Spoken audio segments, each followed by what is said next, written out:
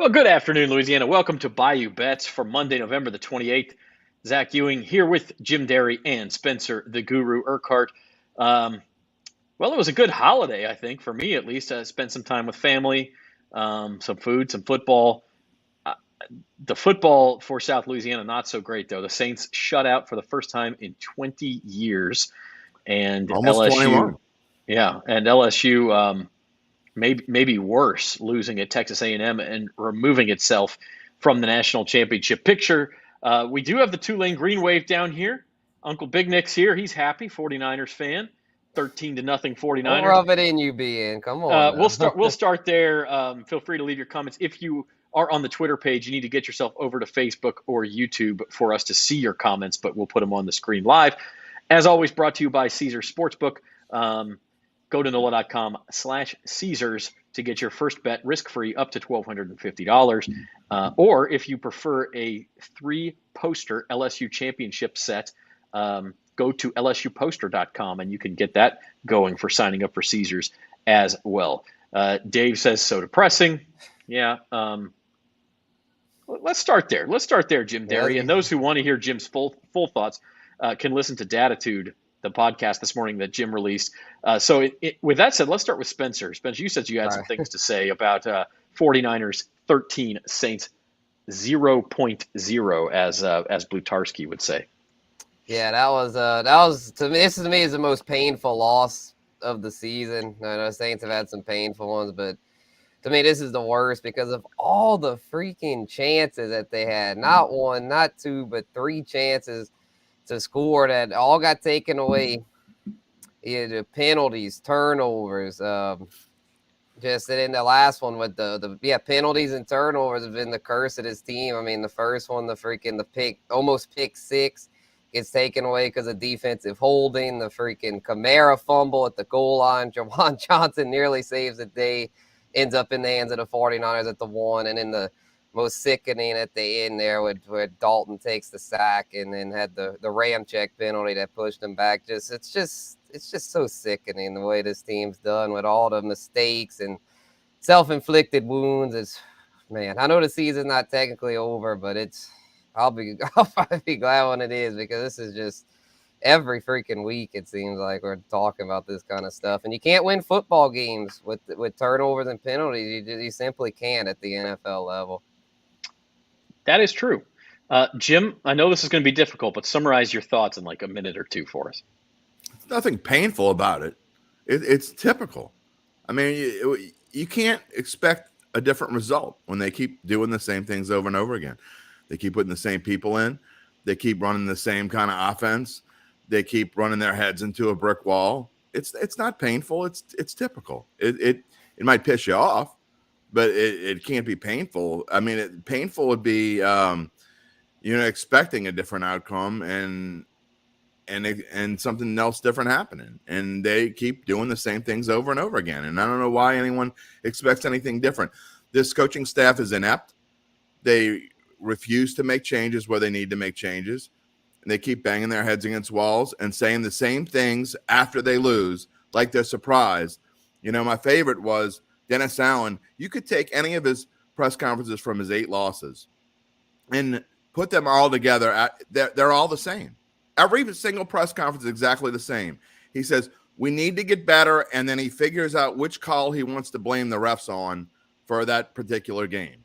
And this one was the Chris Olave call, which was a bad call. But good coaches don't talk about those sorts of things. They say, next question, or they say, let me look at the film, and then I'll figure it out and get back to you. But Dennis Allen continues to say, we need to get better. When are you going to get better? Your next game is in December. Yeah. I mean, look, I don't think that anyone could convince anyone that Dennis Allen and his staff are doing a good job this year, and I'm not trying to do that.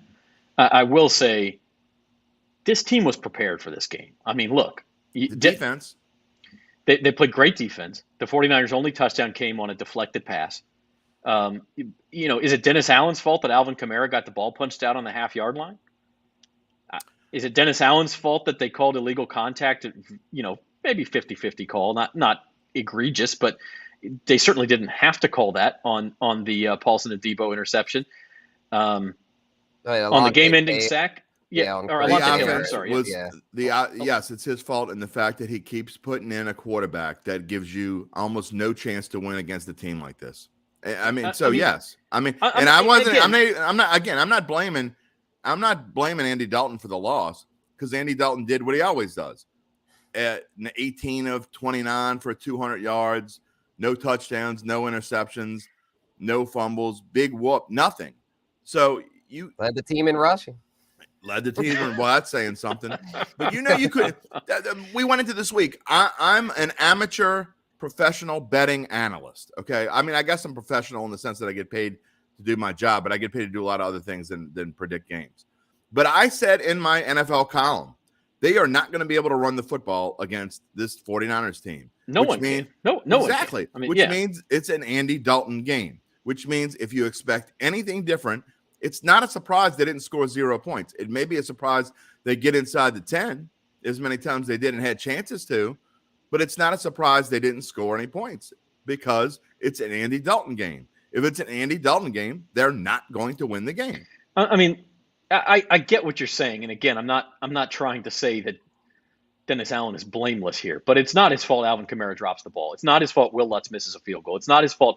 Now, I will say this. Nick Bosa was clearly offside on the game-ending sack. If you go back and look, he was clearly offside. So there were some calls, the Olave one's another one, where I think the Saints will send him into the league office and they'll get their token, oh, yeah, we screwed it up. Now, again, Kyle says, is this – am I sunshine? I'm not trying to pump sunshine. This is a bad team. Look, bad teams find ways to lose games. But I will say the Saints have not quit. I think they came in with a game plan. They mostly showed that, executed it, except in some key moments, which is unfortunately the story of their season. Now, having said that, they play the Tampa Bay Buccaneers 7 days from today, and the steam is already on the Saints. Wow, yeah, it was 6 earlier today. It was 3.5 now. Like, if the Saints win this game, their season is not over, amazingly so. Yes, it is. I mean, yes, it is. They're not going to – mathematically speaking. Mathematically, realistically, they have to go 4-1 down the stretch. They have 0.01 chance of going 4-1 down the stretch. They haven't won back-to-back games all season. What makes you think they're going to do it in December? If they could play clean games, then yeah, but they're not. They're not. So I'm with you, Jim. I'm not disagreeing with you. I'm just saying if they could, I think they could go 4-1, but I have no confidence that they are, so I will not predict that. If they could have found a way to win yesterday, they would have been in great shape. I mean, Tampa Bay and Atlanta opened the door wide open. I mean, the door again was for like the 4th time. Exactly. Yeah.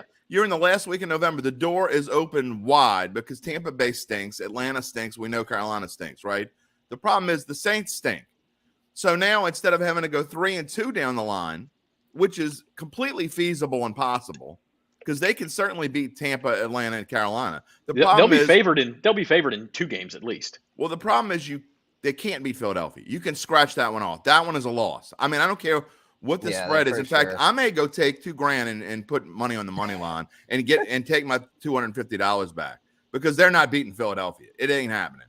So that's gonna be ugly. So that means if you play your best game and beat Tampa Bay, Atlanta, and Carolina, that means it comes down to beating Cleveland on a ugly field, probably in ugly weather, with Deshaun Watson at quarterback against a decent defense, and you go ahead and try to stop Nick Chubb and Kareem Hunt. Because I'm not going to try to do it because I don't think the Saints can. Merry Christmas. That'll be fun. Yeah, no kidding. No, I agree with you. I mean, I do think the 3 division games are winnable. And maybe I'm just being hopeful because I have over 3 division wins and I need the Saints to win them. But I think they could beat Tampa Bay. I think they could beat Atlanta and Carolina. If you start there. That's what makes you so – I said so painful isn't the word. You can be angry if you want. That's what I guess – for me, not even if I wasn't even a Saints fan, I'd be angry right now because you got the over 7.5. They win that game yesterday. I think they're going to win I think they're going to win 8 games if they win that game yesterday. But now that's up in smoke probably. If you start with the division games, and I'm not saying it's better than 50-50 that the Saints win their 3 division games, but it's at least possible. It's at least 1-3, maybe. Then you're looking at splitting Cleveland and Philly. As we've said, winning in Philly extremely unlikely. Maybe if Jalen Hurts got hurt or something, you'd have a chance. Yeah, I don't know. Maybe. But and so then it comes down to, can you win in Cleveland? They'd be underdogs. But we look at these odds; they're 10-1. Like I think that's about right. I think they have a 10% chance of winning the division, which is amazing considering how poor the season has been. Well, if you're saying they have a 10% chance, then you don't bet it because there's no value then. Correct. So, but I want to know. I want a little bit of what Kyle's smoking now. I don't know if he is like, if he's like happy go lucky today. Like I don't know if he's like promoting the Saints or saying the stinks. And the 49ers are overrated. Are you insane? The 49ers are probably the best team in the NFC. If they're not, it's either them or Dallas. You could say Philadelphia, but I don't think they. When it gets to playoff time and playing really good teams, I don't think they necessarily match it well. I don't like Philadelphia at all. But I place bets to win the NFC this weekend on the 49ers and the Cowboys. I think Cowboys was plus 425 and 49ers was plus 350. And I feel pretty good about one of those two teams cashing. Yeah, I think those are the two teams that have the best chance. The only problem is now that I'm starting to look at things, I think there's a decent chance they end up on the same side of the bracket, which is good or bad. Because, one of them is going to get to the NFC Championship game, but you'd like them to play against one another. So did I look at his stats? Kyle, I stopped looking at stuff you typed in, except for I'm like picking little bits and pieces out. It's I've already eaten my Thanksgiving dinner. The turkey's gone. I'll take that bet though. We threw the turkey out. We don't need another. We don't need another turkey. Atlanta and Carolina are not good, and the Saints get them at home. They'll win at least one of those games. Oh, they'll win 2 games. Yeah, I think you're right. I think they might even win 3 more. It won't be enough. I've been saying for about 6 weeks now, and I'm gonna stick with it. I don't see why I change. The Saints gonna win 6 games, which is going to be just enough to save Dennis Allen's job, and we're going to have to deal with this again next year. And just enough to save that Saints LSU win total of 14 That's right. and a half. As LSU freaking lost, so it makes an out where the Saints have to win 2 more games for that to cash. That is a professional segue right there. Positive thinking, buddy. That is well done, Spencer. I like that because we're about to talk LSU. I do want real quick tonight's game, Steelers at Colts. Talk about a couple teams that season on the brink. If you can even be that positive about it, their seasons might be over. But Colts 2.5-point favorites. Steelers going to win that game. All right. I agree. That's I have that for best bet. Steelers money line. Colts who have a lot of bug going around their locker room, could be without several key defensive players.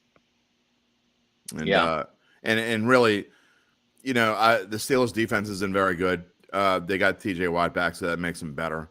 But they'll be able to do enough to hold down Jonathan Taylor and Matt Ryan. Come on, that's a good money line bet. Yeah, and it's also part of Big Bucks. I have that as my Big Bucks wild You have it in a card. money line parlay, which we need to talk about. There you go. Hey, you're watching Bayou Bets here on the Bayou Bets YouTube channel and bet.NOLA.com. Hit the like button, hit the subscribe button for us. Do us that favor if you are watching. And we're going to talk a little LSU with another Band-Aid we got to rip off here. Guys, this was a weird game. Jim, you followed it. You were on duty that night. LSU did not play a good first half, but they come out in the second half. They go down and score. They tie the game. They get the ball back. Everything looks okay. They're going to restore order here. And then Jaden Daniels fumbles. And by the way, it was his first career fumble, either at LSU or Arizona State. First career fumble in hundreds of carries. Wow. And A&M scoops and scores, and the game just flipped on its head. Yeah, I couldn't go and look at social media. I would go type whatever I had to type and get off because I didn't feel like reading the idiots were probably coming out of their holes talking bad about Jaden Daniels, and he has been just outstanding. Really. And next year, I can't wait to see what the future holds for him, assuming that he comes back. And I can't imagine he wouldn't because they'll have a chance to bump up his stock. But it's just one of those things. You talk about at least Alvin Kamara has been bad all year except for 2 games. And so, his mind is elsewhere. Jaden Daniels it's just a fluky thing. That fumble changed the whole game around. I think if he doesn't fumble, I think LSU probably wins. They had all the momentum in the world. But in the grand scheme of things, does it really matter? They're not going to beat Georgia.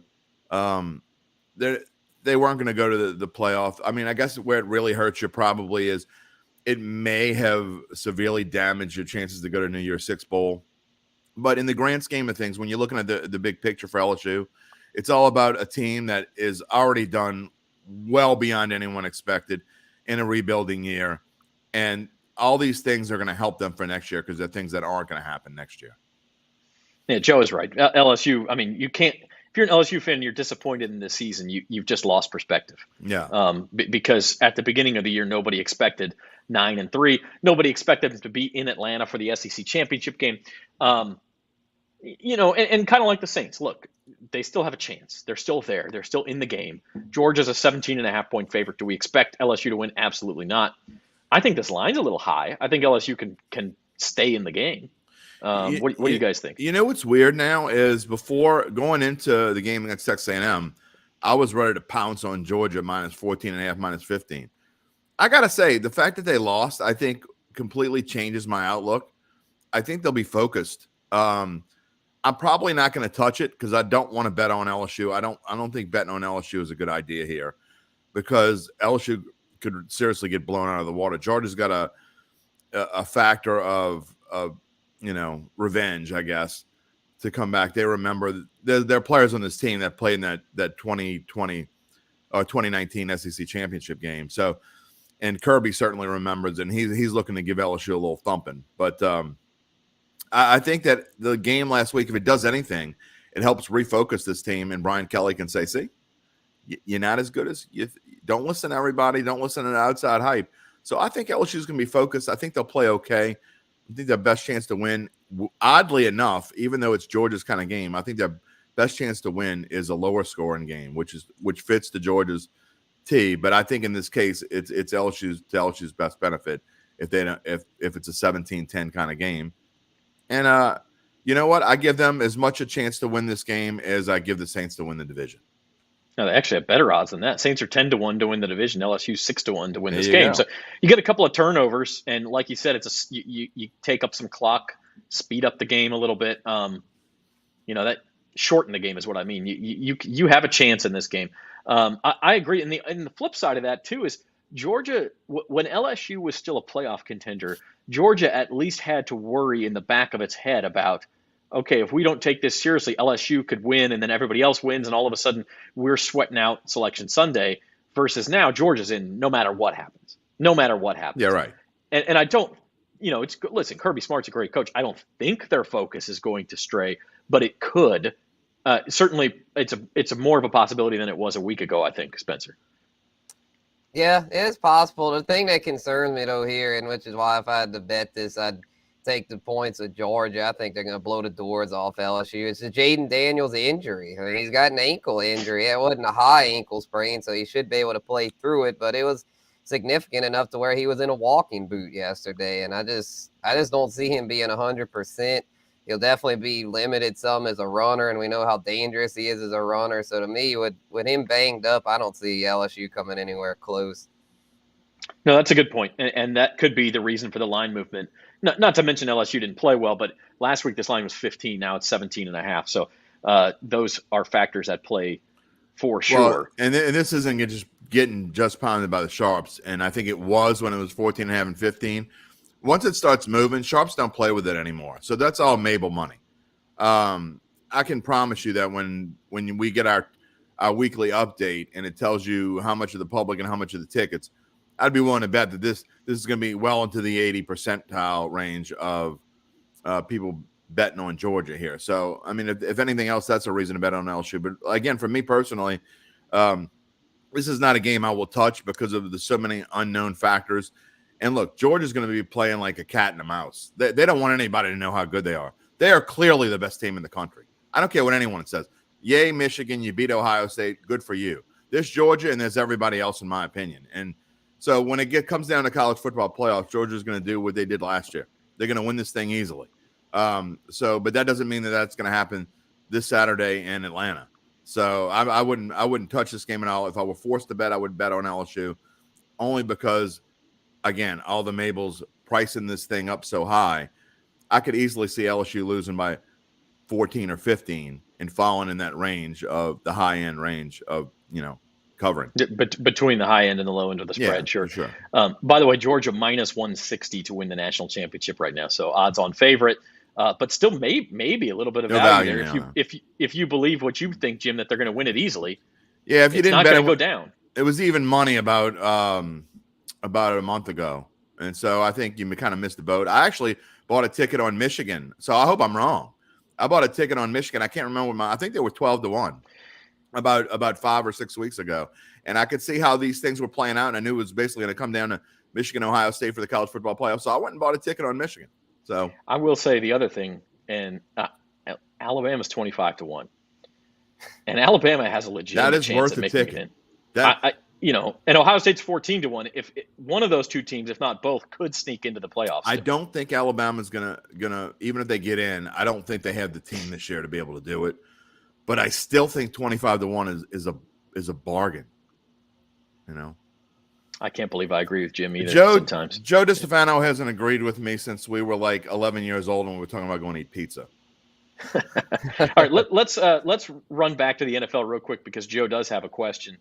Drop passes, key fumbles, and this is really what I'm saying is like I don't think Dennis Allen is blameless. I also think some of these things, like if you're Dennis Allen, you just got to throw your hand. How am I supposed to keep Will Lutz from missing that field goal? Alvin Kamara from fumbling, the refs from not calling Nick Bosa offside. Like some of these things are just, it's almost like the universe against him. You're picking apart parts of a game. I'm picking apart pieces of the grander picture. Good, well-coached teams don't do things like that, and they certainly don't do them multiple times in a game.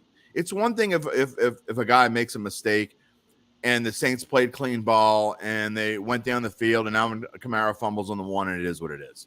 But there were so many multiple things, jumping off sides, Kamara fumbling twice, the missed field. You talk about the missed field goal. They just weren't. They weren't.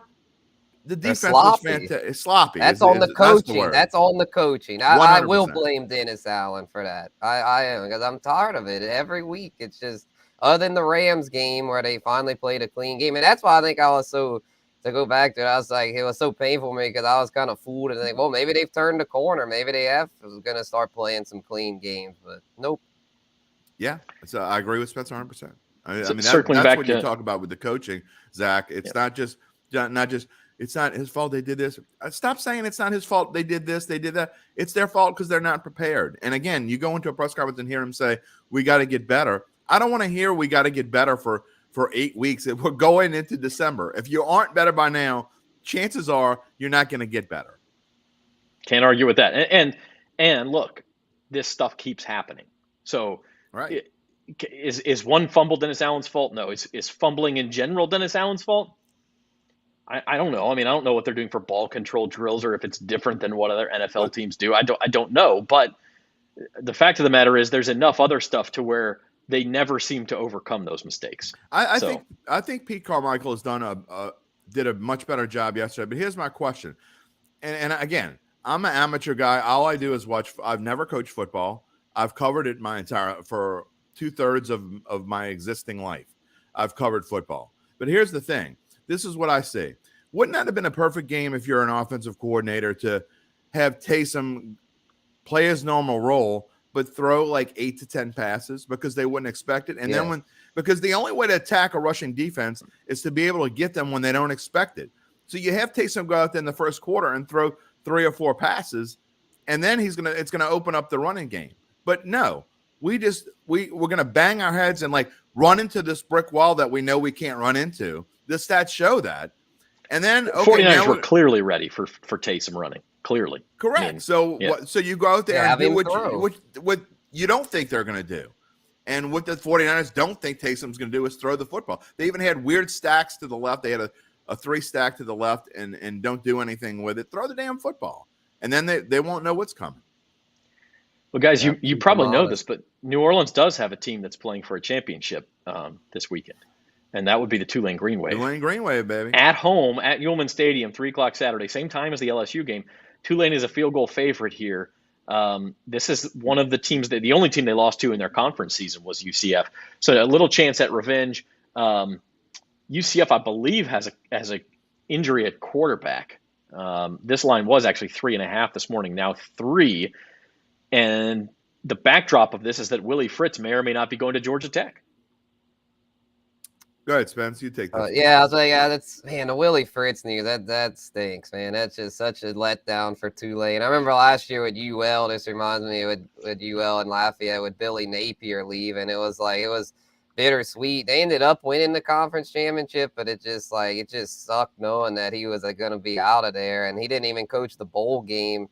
So if Willie Fritz does end up leaving, that's just such a gut punch to where if the UCF QB's out, then they might still be able to do it. But I feel like with Willie Fritz being most likely a lame duck, I wouldn't touch this with a stick. Zach, it has multiple. When a coach announces that he's leaving, it has different effects. It has one or the other. They either really rally for him and then they come out and storm and play well, and he rallies the troops and let's go win this thing.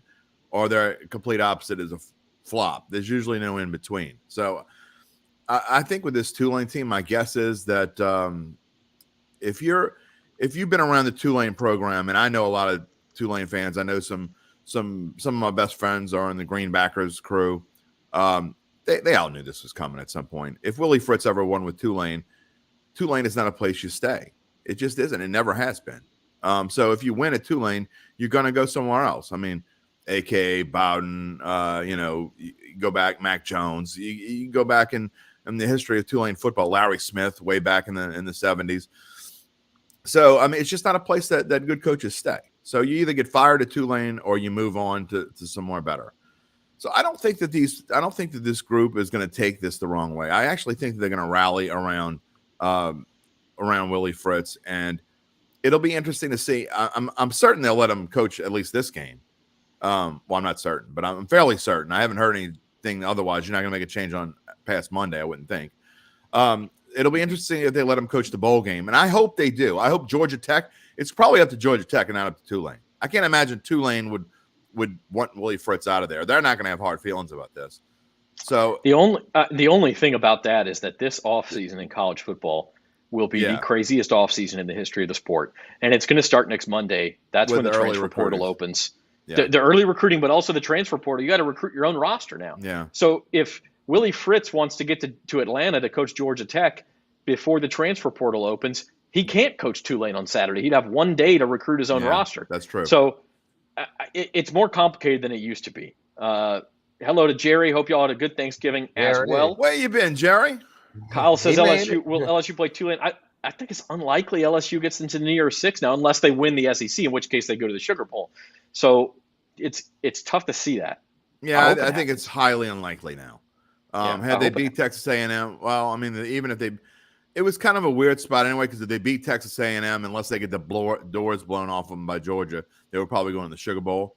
Now, you need some teams to lose, and not only lose, but in the title games this week. You need to get some teams kind of beaten up pretty bad for you to get back into the New Year's Six. Let's see where the rankings are tomorrow, and ask us that question on Thursday. We'll have a better answer for you. I think Kyle mentioned earlier, where does Alabama fit into this? Watch the rankings tomorrow night. The entire show is about who number 5 is. Is it Alabama or is it Ohio State? Because if TCU and USC could both lose, but if just one of them loses, which I think is more likely, who's number 5 and is in position to move up, Ohio State or Alabama? I think it's going to be Ohio State, just simply because of one loss versus 2. But we'll see. That's what the entire show tomorrow night is about, is who is number 5. And Zach, I told you that the other day. I said LSU fans really should have been rooting for Ohio State to win, because I could have seen a scenario, honestly. To me, the only thing that was going to keep LSU out had they gone through and won was Ohio State losing. Now, they didn't lose in close fashion, so I still think had LSU beat Texas A&M and then going on and beat Georgia, I think they still would have gone. But had that been a tight game, the fact that it's a blowout is a little bit different, and it gives Alabama a little bit more hope. But I think that I still think Ohio State is actually sitting pretty, and it's funny because everybody's so down. Ohio State could come back. That's the team you don't want to play. Forget Michigan's going to get their doors. Michigan's not good. I know that they won Saturday. They're not good compared to the other really good teams. Well, there's really only one really good team, I guess. They're not better than Ohio State. They were that day. If they play Ohio State again in the college football playoff, they're going to lose. So Ryan Day, by the way, just a poor job of coaching that game. I agree. Because like you said, the talent levels are not that much a difference. You're at home. Ryan Day played that game. CJ Stroud is so much better than anybody else on that field. I mean, Spencer, he's going to go into the they got draft. better receivers. You're going to want him. He'll probably be the first pick. Yeah. You're going to want him in fantasy football next year, no matter where he goes. I mean, that kid, I'm always down on Ohio State talent. This kid's different. He's got a different set of talents. I actually think he can be successful in the NFL because he does a lot more than just what Justin Fields does. I don't think Justin Fields can ever be truly successful in the NFL. I think CJ Stroud is a real top pick. Like, he's going to make someone better really fast, I think. Justin Fields already owns an NFL record, man. Although Justin Bryce Fields Young is a running back. Let's not Bryce go there. Young, We've been so nice to each other today. Don't go there. You haven't even brought soccer up, and you haven't I'm about said to, anything dumb. Oh, here we go. Go ahead. I'm about to. Well, in fact, I want to get to some quick hitters before we wrap things up with our best bets for the week and looking ahead to next weekend. Pelicans play tonight. They're at home. No Brandon Ingram in this one. He's got a toe injury, and I know everybody always laughs. Mike Thomas. Yeah. I mean, listen, toe injuries are not good. What's going on with toe injuries in New Orleans professional sports? I don't know. Trevor Penning, Mike Thomas. I mean, C.J. McCollum also questionable. I think he's on the COVID list, although I think they ruled him out. Health and safety protocols. So it might be the Zion show tonight. When have we ever said that before? That it's Zion is the one guy who's actually healthy. So the Pels are favored by 5.5 over OKC tonight. I mean, honestly, with as many guys have been in and out of that lineup, I think you've got to be pretty satisfied if the Pelicans start. They're 12-8. It's fine. The whole Western Conference seems like it's between 12-8 and 8-12. So they're at the top end of that. At some point, you presume they'll all get healthy at the same time, and then they can get on the roll. Have you noticed a shift in the NBA to where it's become commonplace they just don't want these guys to play 82 games anymore. They don't want anyone playing more than 68 or 70 games. I mean, you saw with the Warriors and the fans got screwed, honestly. I mean, sitting all the studs. I mean, both sure, times. the Pels, yeah, that's what I mean. The Pels get 2 wins out of it, so it's good for them. But it really kind of screws it. They shouldn't be allowed to do that. I mean, it's one thing to sit a guy or two here or there. But, I mean, I think that's what the Pelicans – I mean, his toe hurts. We're going to keep him out. I mean, I think you're going to see this until, like, the end of February and until they get ready. And players are going to get rest here and there. You just got to be able to mix it out. I can't wait until C.J. Stroud struggles his first game in the NFL, and everyone will start calling him Shroud. He won't, and he definitely won't be the Saints QB because the Saints do not have a 2023 first round pick. Wait a minute. And even if they did, they wouldn't be high enough to get him. Now wait a minute. If the Arizona Cardinals want Sean Payton, how about that number 8 pick, Arizona? I mean, like C.J. Stroud would be long gone by then. He may be. I'm not necessarily Young, talking about Stroud, but there is a chance for the Saints to get a first round pick in the Sean Payton sweepstakes. Chargers, I think, are at number 17 or something right now. So that'd be the hope. The Chargers would be. They're never going to. Cardinals. Sean Payton's not going to the Cardinals. Why would he want to go Chargers. Coach Kyler Murray? Kyler Murray. You talk about a train wreck. Sean Payton's not going to want any part of that. Justin Herbert, though, that he might want to go. Doesn't matter what he wants. Herbert's got a lot of potential. Chargers are notoriously cheap. They're not going to spend the money or the capital that they need to spend to get Sean Payton. Never going to happen. By the way, Bryce Young is going to be the number 1 pick, and I think Bryce Young will be a better pro quarterback than C.J. Stroud. Yeah, reunite with that's true. I mean, you go to a train wreck, that's a problem. So Pels play tonight. Tomorrow, 1:00, USA and Iran. I'm actually interested in this one. It's very interesting. USA needs to win. They cannot tie. That draw at the bottom plus 230. That's a problem for the USA. They don't bet it. A draw puts Iran in the knockout stage, and the U.S. is left out. They have to win. There were 10 Iranian journalists grilling the U.S. coach and captain at the news conference today because the U.S. Twitter account took the Islamic symbol off of the Iranian flag in a show of solidarity with Iranian women, is what they said. I don't know that taking the religious symbol off was the right move to do that, but the Iranian journalists got just outraged over it. And so all this political backdrop to this game as well. So very interesting to see. U.S. will have to come out aggressive. Minus 105. The U.S. better score. They've only got one goal in 2 games, so they better score some, Kyle. I have a question about soccer. And I'm Good. only being kind of facetious here. Okay. Here, you know how I talked the other day about the flops? I'm not. This is kind of kidding aside, semi-kidding aside. All right, so the flops, which makes soccer hard to watch. Okay, I like hockey. So hockey, they beat the crap out of each other, right? But yet, soccer, if you do a little elbow boo-boo or a little, they've got these big pads on their shins. Oh, he kicked him in the shin. Oh, now he's laying on the ground. He needs his mommy. Why can you beat the ever-loving hell out of each other in hockey and nobody has a problem with it? But in soccer, if you kick a guy in the shin, you're out of the game, buddy. Get out of here. Well, now, first of all, hockey players wear more pads than soccer players do. Let's be clear about that. Okay. But no one's. I'm not saying they should get like. I'm not saying they should go out and be able to like, clothesline them or, do a windmill kick to the face or something like that. It is obviously exaggerated. And part of that is because it works. When you exaggerate it, 1 time out of 5, you get the call, and that's what you're going for. The NBA does the same thing. I mean, you see guys flopping all the time because they get the call sometimes, and so they'll keep doing it. But having been cleated by a guy slide tackling at full speed, I've been cleated too. Shin guards don't help too much. It still hurts. I tell you, I played soccer and never touched it again. Once I got out of high school, I'm like, oh, soccer's dead to me.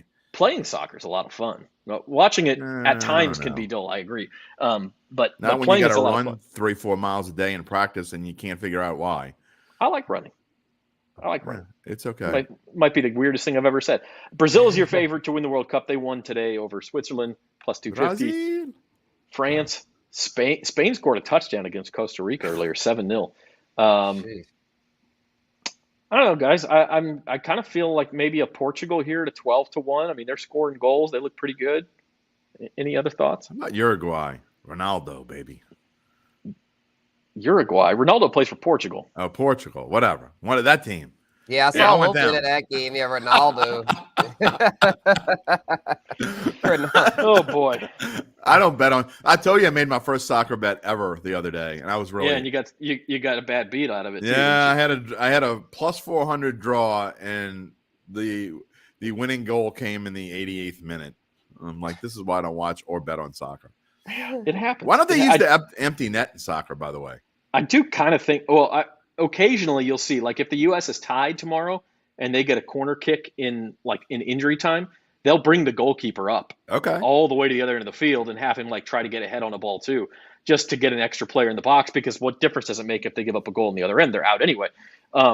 So you kind of see that. I mean, it'll be interesting. I do think, I hate to say this, I do think there's a little bit of value in the draw in this game, because Iran will play for a draw and they don't have to win.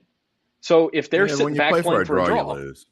Now, I will say this: if Wales somehow beats England, which they're playing at the same time, then a draw may not be good enough for Iran, and so they have to be careful with that. But if they're if it's halftime, this game's tied, and England are up on Wales in the other game, then you might see Iran be super conservative in the second half. So Wales isn't going to beat England. I don't know anything about soccer, and I know that Wales isn't going to beat England. That is a definite big brother, little brother situation there. That's not going to happen. Yeah, because I got a question about the Group B, Zach. Like if so, let's just say England beats Wales, which most likely will happen. What happens then in a U.S.-Iran draw? Who moves on? Iran moves on because Iran has 3 points from beating Wales. A victory is 3 points. A tie is only 1 point. So U.S. only has 2 points from 2 ties. Oh, okay. So if they tie, Iran would be on 4 points. USA would be on 3. Iran moves on. The U.S. needs to win. U.S. needs to win. And if they do win and finish second in the group, looks like they'd play Netherlands in the round of 16. But that's to be determined also. Another reason why soccer is stupid, because ties are stupid. There should never, ever, ever be a tie. And that goes to the NFL as well. There shouldn't be. There were ties in college football for 100 years. Right. It was stupid. Ties are dumb. Somebody win the damn game. That is why it used to be that wins in soccer in these situations were 2 points and ties were 1. They changed it to incentivize going for a win. A win is now 3 points. And that's why the U.S., they have to win tomorrow. At least have I don't like the NFL's overtime per se, that it can end in a tie. but at least give them like another 15 minutes, one shot at 15 minutes, and do something. I'm not saying you need to go into like, penalty kick time or whatever, but at least add something to give them a chance. I mean, give them a chance not to end in a tie. I am surprised, speaking of that the NFL, since it changed the rules for overtime, 4 years ago, that there haven't been more ties. Yeah, because it's only 10 minutes. And if both teams get a chance to kick a field goal, like that 10 minutes is mostly gone at that point. Came pretty close to a tie in Tampa Bay, Cleveland yesterday. And what was it? Patriots-Packers earlier this year was almost a tie. Raiders-Seahawks yesterday. If Josh Jacobs doesn't bust that 85-yard run, the Raiders were all the way back in their own end with only about 3.5 minutes left. That easily could have been a tie as well. So I'm surprised there haven't been more, but we'll see. We'll see what happens. Big Bucks, speaking of Jim, dun, dun, dun, dun. Yeah, you had some bad beats in soccer, but everything else working out for you, buddy. Well, I had that one really bad week last week, and I knew I was going to shake it off. I spent extra time. There was no way I was going to have back-to-back weeks like I had last week because it was brutal. It was brutal. But that one on there really bothers me because I'm an idiot. I mean, I can't believe I allowed myself to take Houston again. I mean, and the funny thing is, after I did it, like the next morning, I'm like, "What the hell am I thinking?" They almost backdoored it for you. They really did, and which would have made it interesting. But I'm like, "What was I thinking?" I really don't know what I was thinking. That was a huge mistake. I did get the huge teaser. I've upped my unit in real life, so I had a really good weekend with Mr. Caesar. I don't have the dunce cap today, but you know what? You know why I deserve the dunce cap is because my best pick of the entire weekend, by far, was Tennessee. Then you didn't put on any card. And I didn't put it on. That's the best pick you actually made all year. That was a no-brainer. And the Ohio State Northwestern game where it was like 40-mile-an-hour winds. I won money. You got me with that. I won money with that. And part of it is like the timing of this. We picked these on Thursday morning. I got a lot of other stuff going on. I'm just, I like these games and this game. And right. And then I think about it the next day, and I'm going, I love Tennessee minus 14. That was the easiest bet of the college. That line should be double that. And as it turned out, it was even double that wouldn't have been enough. It was like 49-0. So I don't know what I'm doing. I really don't. But it's not my year in big bucks. Well, hold on. Zoe marked that a time of 42:40. I need to pull that out, and that will be part of Datitude almost every week. I don't know what I'm doing. Thank you. Every time you have me on email Datitude, that'll be my intro. That'll be my intro. There's no question that's going somewhere. Guru, your week, whether it's a winner or a loser, depends on the Steelers tonight. Yeah, they did a little better this week. I've been in a little slump there, but got back to hopefully above 500 if tonight goes as planned. You want me to give you my 50 cents, Spence? I'm okay. I'm gonna get there. Oh, Mr. Arrogant over here. The Chargers about giving away his winnings. The Chargers freaking pissed me off because they won, but they didn't cover. So it's like, they won, but it just didn't benefit me there. But the only one that was the Bills. I probably shouldn't have. With Josh Allen still kind of banged up, as we saw with the futures movement, they're no longer the favorites. I probably shouldn't have taken that against the Lions as the chalk play. But other than that, it was a solid week. The Giants backdoored for me, and the total, the Raiders Seahawks, that was easy money. Yeah, they went up over 70. With the overtime. So you mentioned that, Spencer, Super Bowl odds for the first time since last year's Super Bowl, the Buffalo Bills are not the favorites to win the Super Bowl. They've been passed by Kansas City. Just by. I thought they were passed before this week. You sure? No. Caesar's actually sent out a release and everything. Yeah, it was. We just did a little write-up. It happened during the games yesterday. Okay, they actually were the Chiefs were favorites somewhere else then, because I know the Chiefs were favorites somewhere else. Okay. Yeah, and I mean, look, the difference between 400 and 450, not super significant, could flip back in a week. Kansas City, a tough game in Cincinnati this week. I talked about how I like the 49ers and Cowboys to win the NFC. I surprised myself with this because I wouldn't have said this earlier in the year, but I'm looking at Cincinnati at 18-1. 100%. That's exactly what I was going to say. I think Cincinnati, if and when they get healthy, can beat any team on this list. No doubt. Joe Burrow, baby. Yeah, I think there's great value. Put that back up if you don't mind. Put that back up real quick. I think that is the number one value on this board. You cannot bet anyone above them. I mean, I've been talking about the Vikings all year long. I'd take Cowboys at 9-1. I don't think that's a bad. No, that's not no value there. There's no value in the Cowboys at 9-1. value. Yeah. I think the Cowboys certainly have a chance to win the Super Bowl, but I don't like 9-1. If you didn't bet them already, you can't jump on a boat after it's sailed. You just can't. Yeah. I mean, you could have had Dallas at 18-1. So you're not a good. It's not a good bet for you to go jump on them now at 9-1. It's just not, unless it was some super. It'd have to be some super value, and there's no super value there. But I know y'all get on me and y'all laugh at me when I say these things. One more time, put it up for like 10 seconds. The Tennessee Titans at 35-1. I'm not saying they're going to win the Super Bowl, but people laughed at me when I took the Bengals at 150-1 in October, and they came just shy. I already had the Rams, so it was a no-lose situation for me in the Super Bowl. The Titans at 35-1 are serious value. They're going to win their division, and they haven't beat a good team all year long. They're going to win their division. They're super well coached. And if they get the right draw like the Bengals got last year, the Bengals got the right draw.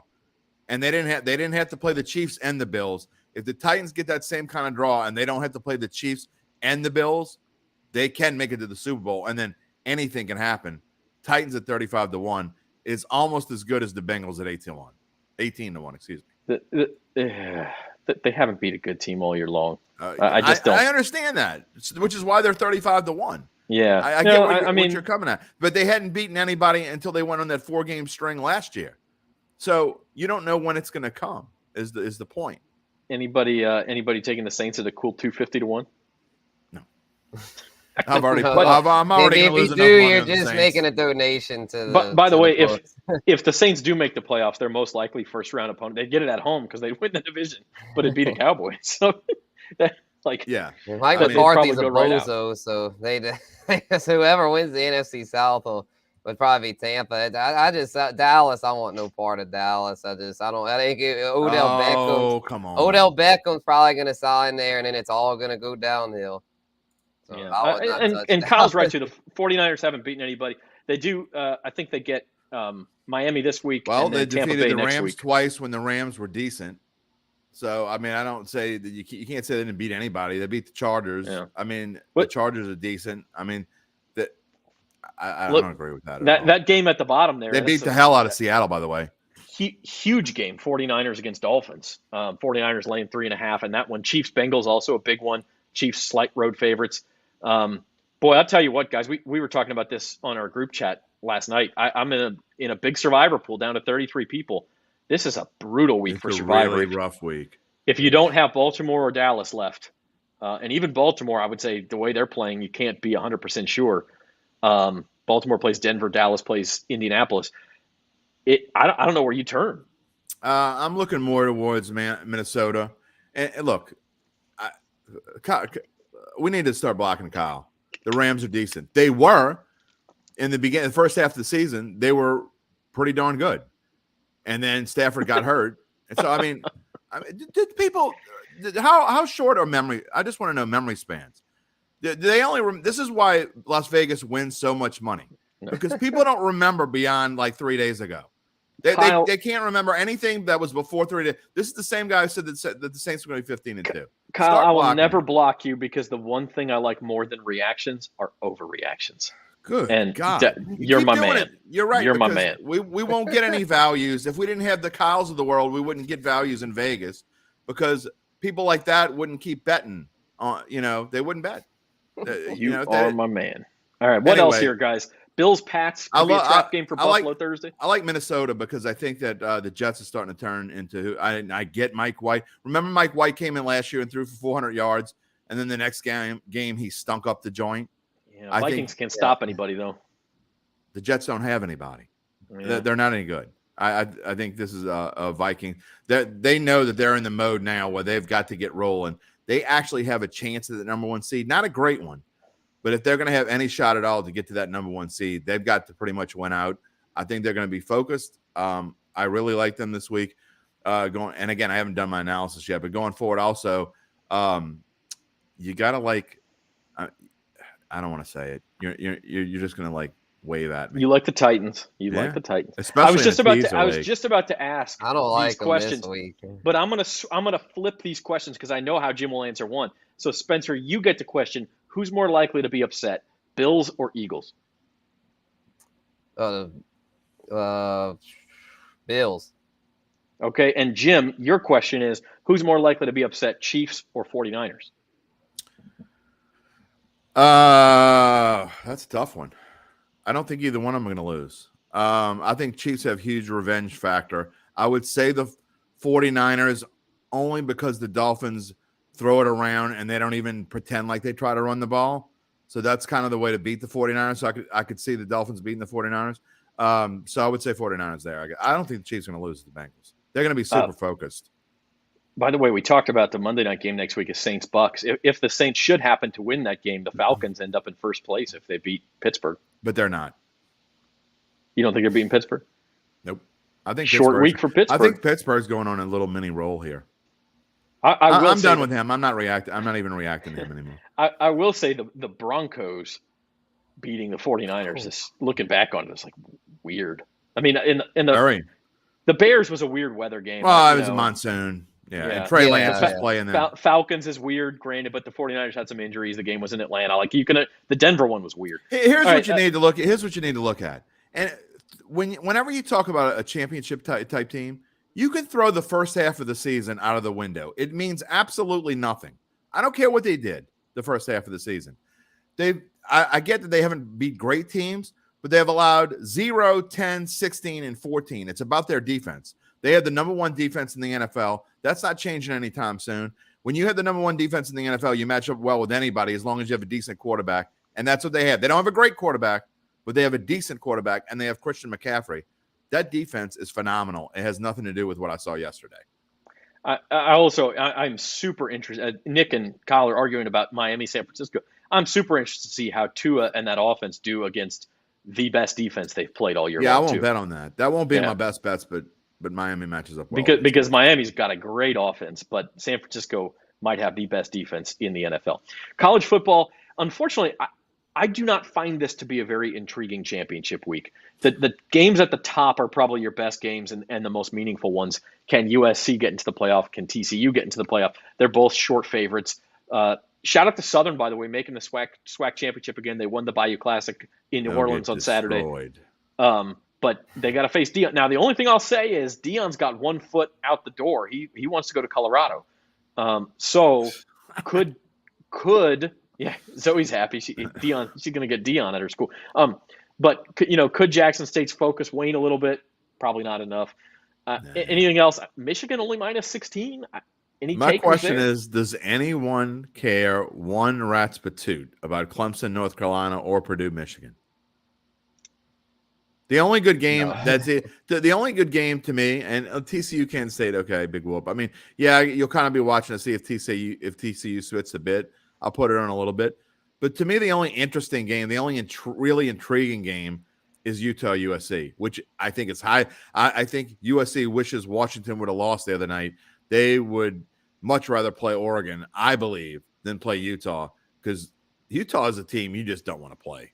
Yeah, and that's their one loss. I mean, it does give them a chance to avenge their one loss, and so maybe then, if they win, they're going to get in the playoff anyway. But it strengthens their resume a little bit. Could they get a 3 seed over TCU? Then I don't know.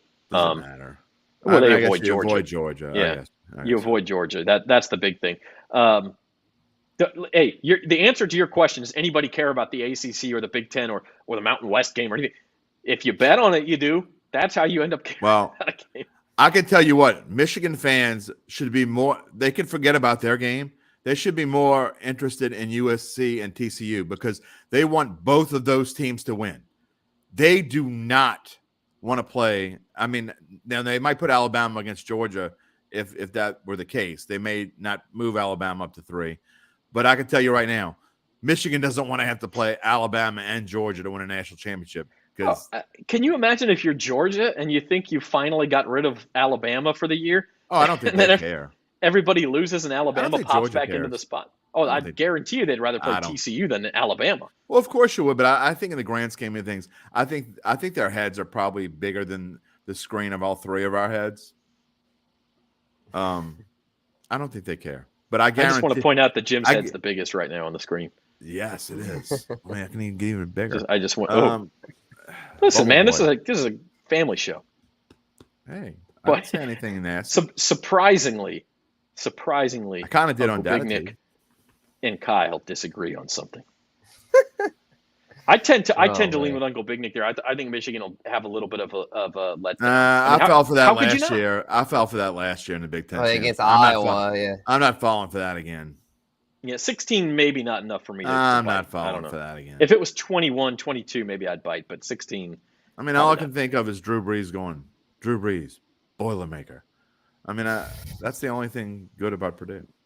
All right, we will be back Thursday at 4 o'clock. Bayou Bets. We'll preview the weekend. Hopefully, we'll have another USA World Cup game to talk about, boys? Maybe. Sure. Against Ecuador or the Netherlands. Look, you got me a Bayou Bets mug, which I really appreciate. Can you get me a Bayou Bets pillow for a soccer talk? I'll get you a Bayou Bets scarf that you can hold up during the USA soccer games. Oh, that would work. I could put it in between my neck. Yeah. All right. Okay.